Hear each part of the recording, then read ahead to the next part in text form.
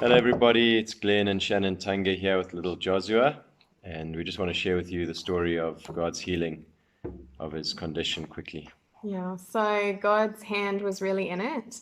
We were starting to get a little bit concerned. There are a few things it didn't feel quite right, but we kept writing it off.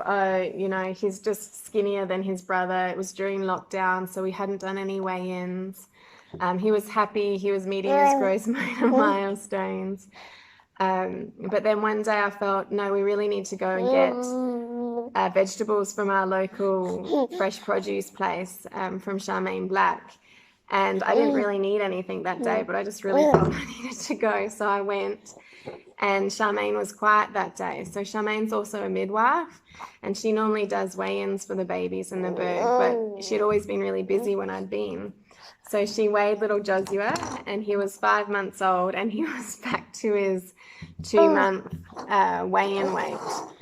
So yeah, he had lost weight even from 2 months, and Charmaine was like, yeah, he's looking really bad. You need to take him to Bjorn, our local GP. And so 2 days later, we went down to Bjorn, and he said, no, this is a medical emergency. He is so malnourished. He needs to go straight to hospital. And Bjorn's words to us, he could be here in hospital for a week, or he could be in there for months. So we immediately, in the car on the way down, we sent out prayer requests to all our Christian friends and family, and just asked them to keep us in prayer. Unfortunately, that first week in hospital, nothing was really done. No tests really were done, except for an initial urinary one that came back with something, but the pediatrician said, no, it's a false negative, false positive. It's fine. You've got insufficient milk supply. And I was like, I don't. He's my second child. So we came back to the Berg for a week, and thankfully both our GP and Charmaine are both Christians, and they also didn't have peace. They also thought something isn't right. So Bjorn sent us to another pediatrician. She looked at his blood results and said he could have had a brain seizure already. He could have had an intellectual impairment for life. So we see really that as God's first miracle, that God kept him alive and kept him free of a brain seizure during this time, because his potassium and sodium levels were affected. And so that pediatrician sent us straight to iThequeenie Hospital. I was there for a week with him again, and we saw an endocrinologist, because they were thinking with the potassium and sodium that it was an adrenal condition and that he'd probably have it for life.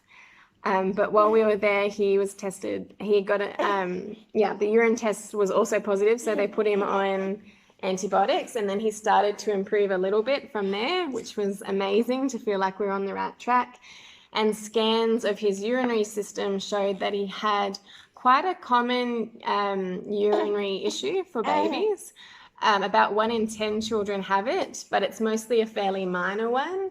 And so they usually grow out of it by the time they're a year old. It causes no issues, but his was extreme. It was 5 out of 5, and it was causing him to get frequent urinary tract infections.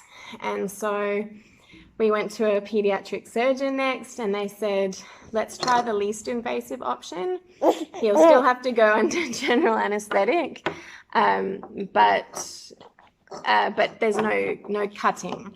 So they inserted gel that stops the backflow of urine and hopefully prevents the infections happening.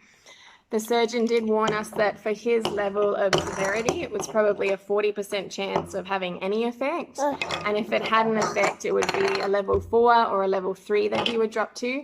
And he would still probably have to be on antibiotics, prophylactic antibiotics, for a while, which he'd been on for several months. And so, we went for that procedure. He was fine with the general anesthetic. God kept him safe in that. And then we went back a month later for the checkup and the scans again, and the surgeon came to us and said, do you remember me saying that as a level 5 this might not have any effect, and if it does he'll probably just drop down to a level 3? So yes, well, it's gone. Like, he's not even a level 1, he's a 0, he's completely healed.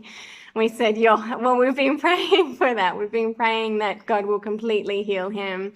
that he won't even have, that he will be completely off antibiotics, off everything. And so we just rejoice, and we want to thank everyone who prayed for him. I know a lot of people at your church were praying, as well as people all over the world. And so, we are just so stoked that he is completely healed, and all by Jesus. It's only Jesus.